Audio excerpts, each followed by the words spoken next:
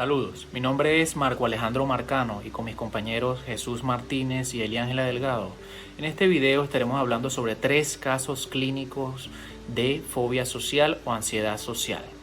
Bueno, el Manual Diagnóstico Estadístico nos dice que este es un trastorno caracterizado por miedo recurrente, irracional e insistente, intenso, ante situaciones sociales, ya sea compartir con amigos, almuerzos familiares o actividades laborales. ¿Por qué? Por la anticipación de alguna valoración negativa o juicio negativo de las demás personas sobre uno mismo. Por ende, las personas con este trastorno tienden a evitar o escapar de situaciones sociales para no ser juzgados, ni ser humillados, ni tratados de mala manera. Por ende, esto afecta funcionalmente a todas las personas con fobia social, ya que se aíslan y tienden a no participar en ninguna actividad social, ya sea a nivel laboral, a nivel académico o a nivel familiar, lo que termina afectando su bienestar emocional y su autoconcepto y autoestima de manera significativa. Ahora, en este video nosotros estaremos hablando sobre 3 casos clínicos y veremos cómo la fobia social puede presentarse ante distintas situaciones y de manera diversa y variada. Además de que puede combinarse con otros problemas, como en el caso número 1 de Cristina, que no solo tiene fobia social, sino que también presenta ataques de pánico. Para el caso número 1 tenemos a Cristina, de 27 años, universitaria y profesora de un colegio. Vive con su pareja en una relación en la cual ella la llama o la denomina como conflictiva. Ella asiste principalmente a consulta por estar teniendo 2 ataques de pánico por semana y tener miedo irracional y recurrente en situaciones sociales donde ella anticipa que va a vomitar y se le va a juzgar de manera negativa y va a ser evaluada de mala manera por estos vómitos. Y bueno, también este comportamiento se ha generalizado que no necesariamente ella necesita vomitar para anticipar estas evaluaciones negativas de la otra persona. Pero ahora, en cuanto a historia de evolución, ¿cómo ella adquirió este tipo de comportamiento? Bueno, ella tuvo como distintos episodios en un plazo como de 1 año y medio antes de que ella asistiera a consulta, donde ella tuvo 3 episodios consecutivos recientes y potentes, donde en reuniones sociales ella vomitó y tuvo diarrea, por lo cual ella fue víctima de muchas burlas en muchas situaciones sociales, por lo cual este miedo quedó instaurado en ella. Y además esta relación conflictiva que tiene con la persona, con su pareja, la cual la trata de mala manera, hace que se refuercen como todas estas condiciones negativas frente a ella misma, afectando de manera significativa su autoconcepto y su autoestima, haciendo que Cristina se vea de mala forma a sí misma, teniendo pensamientos de suicidio, a pesar de que ella reporta que ella en ningún momento recurriría a esto como solución, pero tiene muchos pensamientos de este tipo. Cristina, frente a la preocupación y angustia de todos estos síntomas y todos estos ataques de pánico, lo primero que ella hace es ir al médico, en lo cual se le receta Anastrozol para poder afrontar este tipo de ataques de pánico, para disminuir la respuesta del ataque de pánico. Ella se toma Anastrozol, lo que ella hizo que ella adquiriera esta conducta de seguridad, por lo cual ella a todos los sitios donde ella va, sobre todo donde hay que compartir con otras personas, ella lleva este tipo de productos o de medicamentos encima para ella poder afrontar los ataques de pánico. Sin embargo, estos medicamentos no le sirven para disminuir la aparición de estos ataques de pánico. Ahora, después de ella darse cuenta que eso no era suficiente para poder combatir la problemática, ella asiste a terapia psicoanalítica por 4 o 5 meses, pero ella, al no ver ningún tipo de resultado o mejoría después de 4 o 5 meses en terapia, ella decide retirarse y asistir a terapia cognitivo-conductual para mejorar los síntomas referentes a su fobia social. Ahora, en cuanto a la evaluación cognitivo-conductual, lo primero que se utilizó fue la entrevista directa con ella para poder adquirir esta información, y también se entrevistó a personas cercanas a ella, como lo es su pareja y amistades cercanas, frente a estos ataques de pánico y todas estas respuestas de miedo irracional frente a situaciones sociales. Además, se utilizaron escalas de ansiedad ante la interacción social, también se utilizaron pruebas psicométricas como el inventario de movilidad y los cuestionarios de sensaciones corporales, las escalas de depresión, ansiedad y estrés, y también se utilizó el cuestionario de estado de la ansiedad social. Teniendo en cuenta todo este periodo de evaluación, es importante visualizar lo que es cómo se adquirió este tipo de comportamientos, que bueno, fue este periodo donde ella tuvo estos episodios recurrentes, repetidos, donde ella vomitó en situaciones sociales y fue maltratada y humillada con verbalizaciones negativas, despectivas por parte de sus amigos y por parte de su pareja. Ahora ella empieza a anticipar que ante estas situaciones ella va a presentar vómito y por ende eso le genera una serie de ansiedad o miedo con una intensidad bastante alta. Esto terminó generalizándose a muchas situaciones, no solo ahora a eventos sociales como encontrarse con sus amigos, sino también en eventos laborales, eventos familiares, y también sucede con la pareja. ¿Por qué? Porque la pareja también tiene un papel sumamente relevante en este caso, debido a que la pareja tiene un papel principal en el reforzamiento de todas estas condiciones negativas, porque la pareja no sabe cómo afrontar este tipo de situaciones. Lo que hace es confrontar y atacar a Cristina cada vez que ella tiene estos ataques de pánico como método para disminuir los ataques de pánico. Entonces lo que hace es referirse despectivamente a ella para ver si ella puede cambiar a través de esto, y lo que hace es reforzar las condiciones negativas que ella tiene de sí misma y ayudar o propiciar que la autoestima de ella se vea afectada debido a este maltrato verbal por parte de su pareja. Entonces ella lo que hace principalmente es intentar evitar cualquier tipo de confrontación con la pareja para que esta pareja no la trate de toda esta manera, como ya lo hemos comentado ahora. En cuanto a las situaciones en las que ella responde de esta forma, ya sabemos que ella responde con toda esta intensidad principalmente ante situaciones sociales, como reunirse con pareja, familiares, amigos y o compañeros, donde tiene respuestas fisiológicas como náuseas, temblores, taquicardia, rubor, ritmo cardíaco acelerado, respiración acelerada y o vómito. Ahora, ella también presenta o emite respuestas motoras como lo es evitar conversar, hablar poco, portar aplazolán y evitar cualquier tipo de confrontación. Esto ya ella estando en la situación. Sin embargo, ella también puede responder con todas estas respuestas fisiológicas intensas antes de que se presente esta situación social. Ahora, sabiendo que Cristina responde ante todas estas situaciones sociales principalmente escapando o evitando la situación a través de todas estas respuestas intensas de miedo y intentando evitar cualquier tipo de confrontación, conversación o situación social, porque ella anticipa todas estas consecuencias negativas de humillaciones, problemas con la pareja, vómito o maltrato verbal por parte de las demás personas. Ya sabemos que se mantiene por reforzamiento negativo.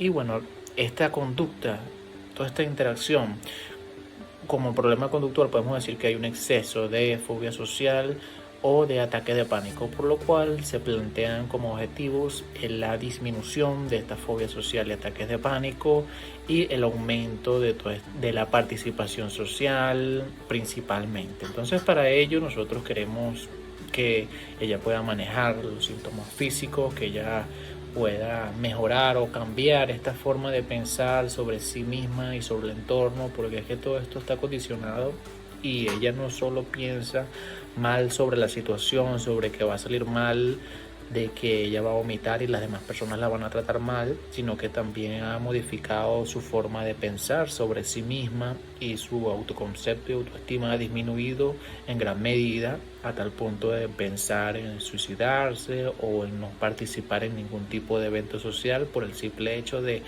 evitar este tipo de situaciones que la hacen sentir mal y escapar también de todas las situaciones y confrontaciones que tiene con su pareja. Entonces queremos reducir toda esta ansiedad social que ella tiene, y además de los ataques de pánico, de manera que ella pueda reconocer todo este tipo de situaciones, ella pueda relajar y exponerse a situaciones sociales sin que esto la afecte tan negativamente como lo ha venido haciendo.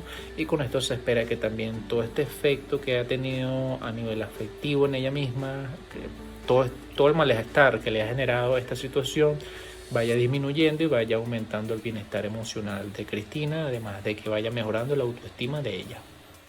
Y bueno, como plan terapéutico para este caso, las primeras sesiones, de la primera sesión a la sesión número 4, se comienza con el análisis funcional como es usual y el planteamiento de los objetivos terapéuticos que ya lo hemos mencionado previamente, además de la explicación de toda esta respuesta fisiológica de la ansiedad y el entrenamiento en respiración diafragmática para poder disminuir toda esta respuesta fisiológica y de activación del sistema simpático del cuerpo al momento de estos ataques de pánico. Ahora, posterior a esto se avanza en la sesión 5 y 8 con actividades como atención en la tarea y reducción de conductas defensivas, inicio de autoexposición en vivo y experimentación gradual. Esto es muy importante porque la exposición en vivo tiene una alta efectividad en la reducción de todo lo que es fobia social, respuestas de miedo intensas. No obligatoriamente tiene que ser en situaciones de fobia social, puede ser para otro tipo de fobia. Y bueno, en este caso pues ya más adelante hablaremos sobre los resultados de esto, pero este tipo de pasos es muy importante porque aquí es donde se corta, donde se hace el manejo de contingencia, ya que ella evita todo este tipo de situaciones. El exponerla ante estas situaciones hace que nosotros erradiquemos o extingamos este tipo de situación. ¿Por qué? Porque ella no está reforzando negativamente esta situación mediante la exposición. Entonces, la exposición hace que estas respuestas fisiológicas con el tiempo, al principio la respuesta va a aumentar, va a tener como un pico, una meseta donde va a mantenerse intenso un cierto tiempo y va a disminuir. Entonces, mediante esta autorregulación del mismo cuerpo, la misma persona va cuestionándose la situación y este condicionamiento se va ajustando y va modificándose a través de esta exposición. ¿Por qué? Porque uno hace este manejo de contingencia. Uno corta en el reforzador, si la persona evita, entonces nosotros la exponemos ante esta situación. Esto es muy importante. Y ahora, como vimos, ya hay muchas respuestas cognitivas negativas de ella misma sobre la situación y sobre el entorno, sobre los demás, sobre cómo me van a tratar, sobre todo esto. Entonces hay varias sesiones que están dedicadas principalmente a reestructuración cognitiva, enfocada principalmente en miedos específicos, entrenamiento en asertividad respecto a la pareja, porque es necesario esta parte del entrenamiento en asertividad y en oposición asertiva para poder minimizar como todos estos ataques y todos estos problemas que ha tenido con su pareja, porque son una variable importante dentro del mantenimiento de toda esta conducta problema de fobia social. Y bueno, de la sesión 16 a la 20 se consolidaron habilidades asertivas y de resolución de conflictos de pareja. Como vemos, hay 4 sesiones más donde la relación de pareja sigue siendo teniendo un papel importante dentro de toda esta conducta, y es muy importante abordarla para poder hacer una modificación de toda esta situación. Y bueno, para la sesión 21 y última sesión se revisaron los logros, estrategias aprendidas y se estableció un plan de prevención de recaídas frente a toda esta fobia social. Para finalizar este caso número 1 de fobia social, bueno, tenemos como resultado que Cristina, para terminar esta terapia, ya presentaba una mejoría significativa en cuanto a su ansiedad social y ataques de pánico. Y esto significa que hubo una disminución significativa en todos estos ataques de pánico y ansiedad social, hasta el punto de que no se presentaron más debido a principalmente la exposición en vivo y la reestructuración cognitiva. Otro de los resultados también que hubo fue un incremento de toda esta participación social de Cristina en su entorno laboral, familiar, social y de pareja, debido a toda esta disminución de respuestas fisiológicas y tensas de miedo, por lo cual ella ya podía participar en todos sus eventos sociales, de todas sus áreas de su vida sin ningún tipo de problema, y esto le ayudó a mejorar en cuanto a su autoestima y autoconcepto. Además de que su relación de pareja también tuvo unos cambios en cuanto a la problemática, por lo cual pudo mejorar su relación de pareja debido principalmente al entrenamiento de asertividad y manejo de conflictos. Sin embargo, en su pareja, al momento de que se finalizó todo su tratamiento, todavía mantenía conflictos en cuanto a la comunicación, y bueno, ella todavía tenía alguna ansiedad general respecto a factores como el pluriempleo o el trabajar en distintos empleos de manera simultánea, y los problemas de pareja todavía le generaban ansiedad, por lo cual se recomienda un tratamiento específico para estos dos tipos de ansiedad y problemas de pareja respectivos para Cristina. Y bueno, como impacto general podemos decir que ella ha tenido un aumento significativo en cuanto a su estado de ánimo y su estado emocional. Ella ha expresado eh, sentirse de manera satisfecha con todo el trayecto, todo el proceso terapéutico, y también satisfecha consigo misma. Ya se siente mejor con respecto a sí misma, ya no tiene miedo de vomitar en situaciones sociales, y entendió que eso es algo que sucedió en un momento particular y que no necesariamente se va a repetir de manera constante, por lo cual ella ha disminuido todo su malestar emocional y se siente mejor tanto consigo misma como con su entorno. Saludos, mi nombre es Eliángela Delgado y a continuación voy a presentar el segundo caso clínico, el cual se denomina Evaluación y tratamiento de un caso de trastorno de ansiedad social, el cual fue publicado en España a través de la revista de casos clínicos de salud mental. El nombre de la paciente está abreviado como CM para garantizar su confidencialidad. Se trató de una femenina de 22 años, quien para ese momento era estudiante de un máster en fotografía y trabajaba como diseñadora de reportes gráficos. Indicó como motivo de consulta: vivo en una tensión constante. Refería que se sentía nerviosa ante la posible valoración negativa que pudiera recibir de los demás, que tenía muchísimo tiempo sufriendo de esta situación y que ya estaba desesperada porque había perdido oportunidades de trabajo y no lograba adaptarse a la presentación de tareas académicas en su máster de fotografía. Evaluación. Entre las técnicas utilizadas se encuentra la entrevista conductual. Esta consiste en realizar una entrevista semiestructurada para explorar el motivo de consulta, así como la historia de esta situación. En este sentido, se logró identificar que el problema tenía un inicio temprano en la infancia y que estaba interfiriendo en su día a día. Además, se realizaron pruebas psicométricas de autorreporte, como lo fueron el inventario de 90 síntomas realizado, abreviado como CSL90R. Aquí se exploraban 9 dimensiones, entre las cuales la paciente obtuvo altos puntuaciones en sensibilidad interpersonal y en ansiedad. Asimismo, se aplicó el cuestionario de salud general de Goldberg, en la cual la paciente tuvo altos niveles de ansiedad, insomnio, de disfunción social y de cronicidad, siendo el puntaje total obtenido 17 y los puntos de corte entre 12 y 13. Entonces, de esta manera se puede evidenciar que la paciente se ubicaba 4 puntos por encima de la media de su grupo normativo. Y finalmente se aplicó la escala breve de fobia social. Esta buscaba identificar la existencia de la fobia social. La paciente arrojó un puntaje obtenido de 48, siendo el punto de corte 20, lo cual indicaba que efectivamente existía fobia social y que requería tratamiento. En el artículo no se colocó nombre a la conducta problema, no obstante podemos asumir esta como ansiedad social. Con respecto al paradigma de adquisición, la paciente indicó que a la edad de 9 años fue obligada y presionada a leer durante el bautizo de una prima. En este sentido, el estímulo antecedente fue la experiencia de exposición en público en el bautizo, ante la cual la paciente presentó las siguientes instancias conductuales: a nivel motor, leer de forma errática; a nivel cognitivo, pensamientos tales como estoy haciendo el ridículo; atenderse a sí misma para culparse o avergonzarse; a nivel fisiológico, emoción de tristeza, tensión muscular, llanto, sudoración; a nivel motor, moverse de un lado a otro, esquivar la mirada, tartamudear; y finalmente correr a la salida de la iglesia.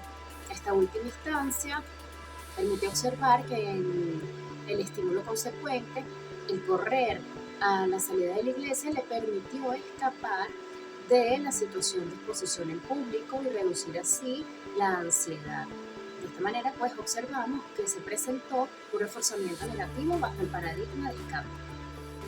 Es importante indicar que a la edad de 17 años, CM acudió por primera vez a terapia psicológica. No obstante, no se sintió preparada y abandonó la terapia. A la edad de 18 años realizó su trabajo de grado, pero al presentar una respuesta ansiosa por exponerlo en público, abandonó los estudios. Posteriormente, retoma la terapia psicológica y aunque tuvo resultados positivos, pues la abandona para realizar una estancia en el extranjero. De esta manera podemos observar cómo se mantiene un patrón de respuesta que está siendo reforzada negativamente bajo el paradigma de escape. Paradigma de mantenimiento se presenta igualmente a través de una triple relación de contingencia en la que podemos observar que como estímulo antecedente se mencionan actividades sociales, académicas y laborales ante las cuales CM presentaba uno o dos de las siguientes instancias conductuales. A nivel cognitivo, pensamientos tales como soy la que peor lo está haciendo, estoy haciendo el ridículo, van a pensar que soy una tonta, atender constantemente a sí mismo y a su ejecución. A nivel fisiológico, tensión ocular, sudoración en las axilas, nerviosismo, hiperactivación. A nivel motor, moverse de un lado a otro, esquivar la mirada, tartamudear, aislarse o abandonar el lugar. Esto último permite pues que en el estímulo consecuente se cumpla la función de que escapa de las situaciones sociales, académicas o laborales, reduciendo la ansiedad, lo cual se presenta por reforzamiento negativo bajo el paradigma de escape. Como se puede observar, estas conductas eran útiles durante un corto plazo porque les servirían para reducir la ansiedad. No obstante, evitaban que la paciente se expusiera a las situaciones seguidas y pudiera refutar las creencias disfuncionales que giraban en torno a esta. Y pues de esta manera lo que hacía era reforzar la conducta problemática de ansiedad social que impactaba a nivel de sus relaciones sociales, académicas y laborales. En el artículo se describen distintas variables disposicionales, pero para facilitar la comprensión de esta información, la presento a través del modelo explicativo de Segura Sánchez y Barbado, en donde se organizan en dos columnas, una correspondiente a las variables disposicionales del entorno y otra correspondiente a las variables disposicionales del organismo. Con respecto a las variables disposicionales del entorno están los valores sociales, específicamente los familiares, en el que se presentó que tanto el padre como la madre de CM tenían un estilo parental distante, es decir, caracterizado por bajos niveles de afectividad. Con respecto a las variables disposicionales del organismo, se indicó que la paciente tenía una vulnerabilidad genética. Esto tomando en cuenta de que sus familiares cercanos, como su mamá, había recibido diagnóstico de trastorno obsesivo compulsivo, su hermano menor de trastorno de déficit de atención e hiperactividad y su hermana estaba bajo tratamiento psiquiátrico, pero la paciente no logró especificar de qué tipo. En cuanto a la historia interconductual, se encuentran las habilidades básicas. Allí se describió que la paciente tenía déficits de autoeficacia, déficits de gestión emocional y déficits en la resolución de problemas. En cuanto a los valores propios, se mencionó que la paciente percibía una carencia afectiva por parte de los padres, ya que cuando era pequeña los padres le decían que se agobiaban con sus abrazos. Además de esto, presentaba distorsiones como la visión catastrófica al momento de querer participar para hacer una pregunta en clase, pues tenía pensamientos de que todo iba a salir fatal o mal. Otras distorsiones serían los debería y la polarización de pensamiento, en donde ella consideraba que debía caerle bien a todos y además de esto debía ser siempre todo perfecto.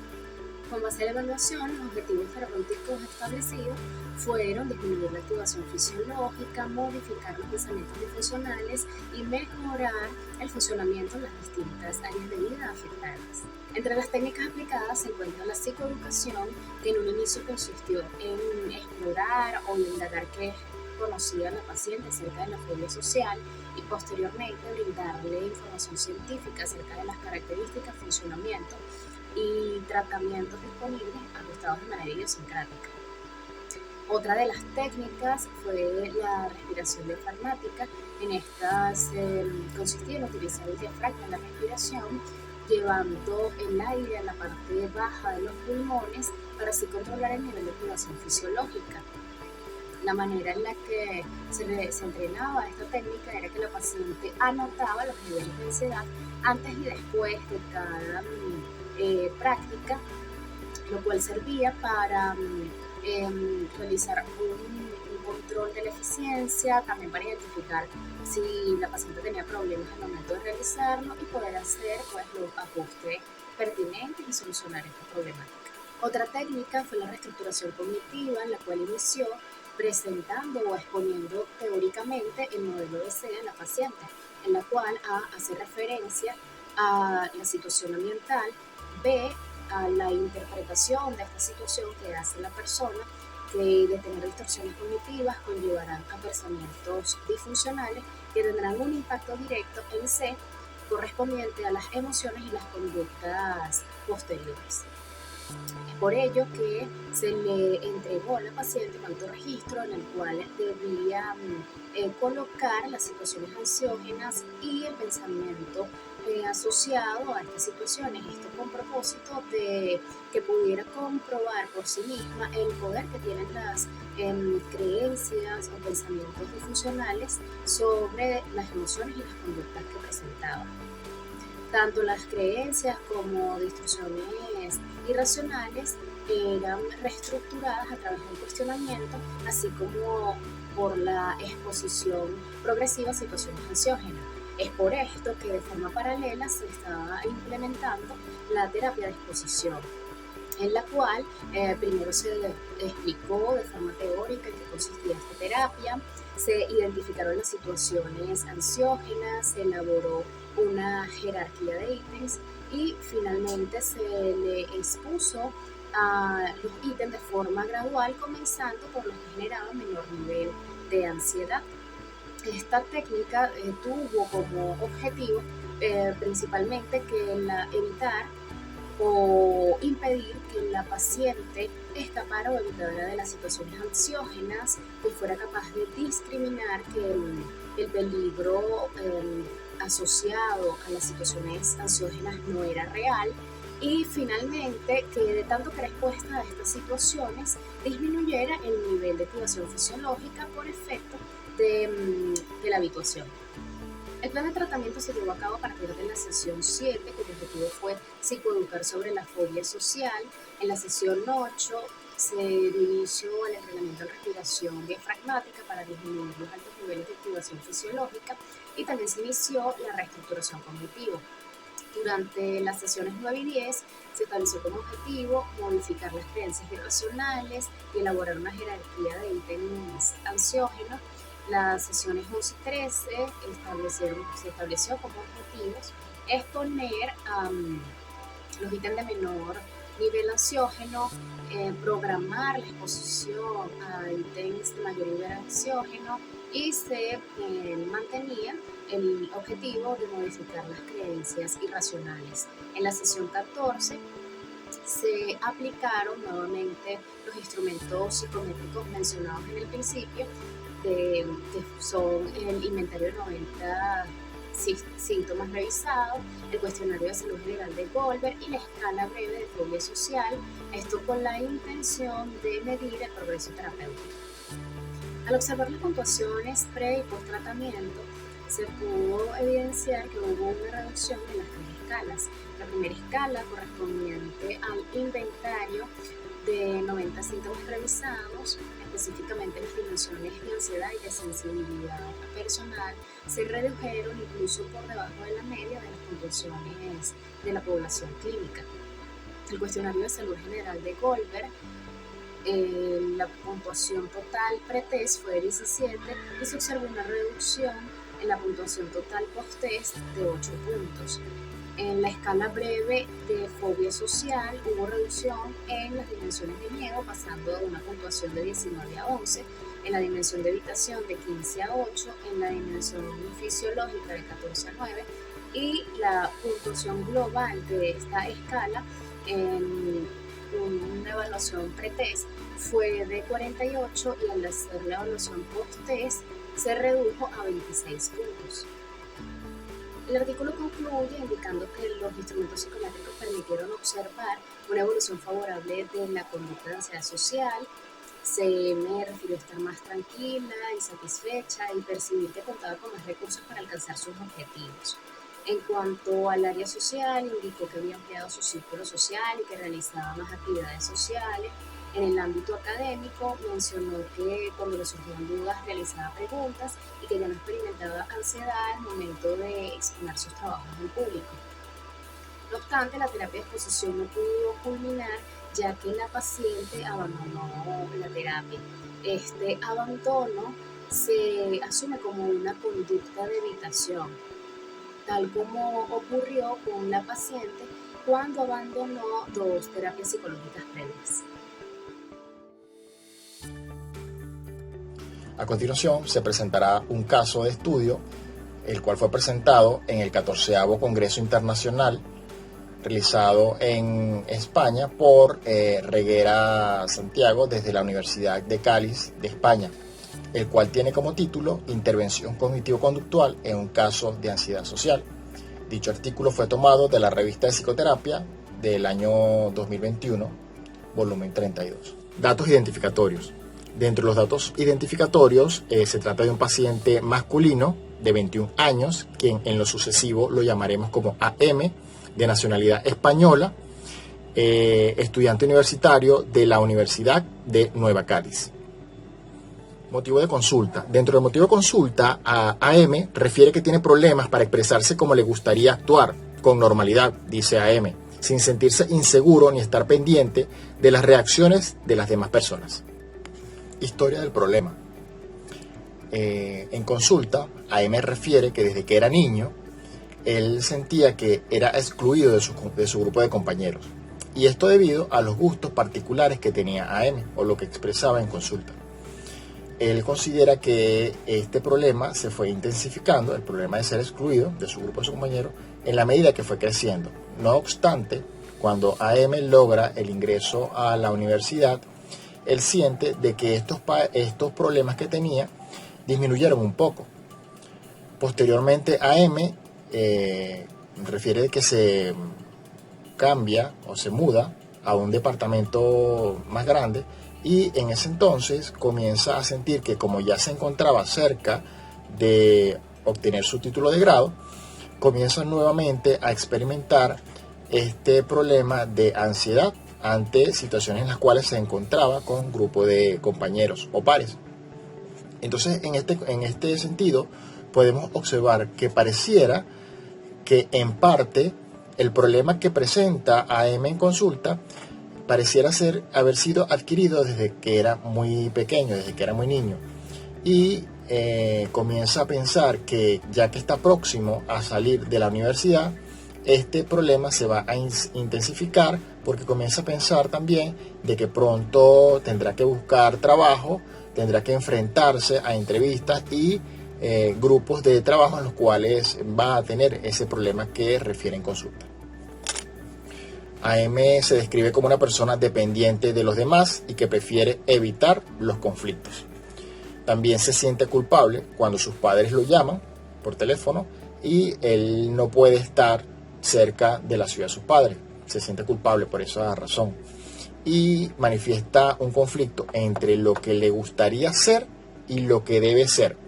En este sentido, observamos cómo AM posiblemente tenga ciertas distorsiones cognitivas en cuanto a la forma correcta que él considera que una persona se debe comportar y que él no tiene esas habilidades para hacerlo. Otro punto importante a notar durante las sesiones es que a M de alguna manera se le detecta un estilo comunicativo pasivo-agresivo, en el cual el paciente refiere que prefiere mantenerse como callado, sumiso ante las demás personas, pero llega un momento que ya no puede seguir reprimiendo sus emociones y de alguna manera se comporta o expresa su conducta de una forma agresiva, respondiendo con malas palabras. Dentro de las herramientas de evaluación utilizadas en terapia, se utilizaron 5 instrumentos. Ellos son el SSL-90R, es un cuestionario de cuantificación sintomática que evalúa 90 síntomas en 9 dimensiones sintomáticas. El segundo es el cuestionario de ansiedad, estado rasgo, o STIL, del año 2001, que evalúa ansiedad como estado y ansiedad como rasgo. También tenemos el Core-OM del año 2012, es un cuestionario que evalúa bienestar subjetivo y funcionamiento general mediante 34 ítems. Y también tenemos el cuestionario NEO-FFI de Costa y McCrae del 2008, que evalúa personalidad, básicamente. Y por último, tenemos un cuestionario, el SRS de Miller y Duncan del año 2000, que evalúa cómo fue el desarrollo de las sesiones o cómo se sentía el paciente durante las diferentes facetas de terapia. Dentro del análisis funcional que se logró desarrollar durante las sesiones, se tiene como estímulo antecedente la interacción con personas que no tienen relación de confianza y o situaciones en las que es observado porque está hablando. Dentro de las respuestas entre estos estímulos se tienen en la parte cognitiva pensamientos tales como ¿qué pensarán de mí? ¿Qué me están mirando? O me siento muy agobiado cuando me miran. En la parte fisiológica, el paciente refiere tener taquicardia, calor, sudoración y resequedad en la boca. En la parte motora, existe como un bloqueo parcial, es lo que refiere el paciente, se queda paralizado. Y como estímulo consecuente, él evita las interacciones futuras, por lo tanto, la conducta se mantiene por reforzamiento negativo a través del paradigma dentro del paradigma de adquisición. El documento no refiere como tal un esquema de cómo se adquirió la conducta, sin embargo se puede observar una hipótesis inicial en el que AM, desde que tenía una edad muy temprana, se sentía excluido debido a sus gustos y que no encajaba con sus compañeros, y que eso se fue agravando en la medida en que crecía y que le ha generado dificultades a la hora de manejarse en situaciones sociales, en la que su problema principal es la inseguridad.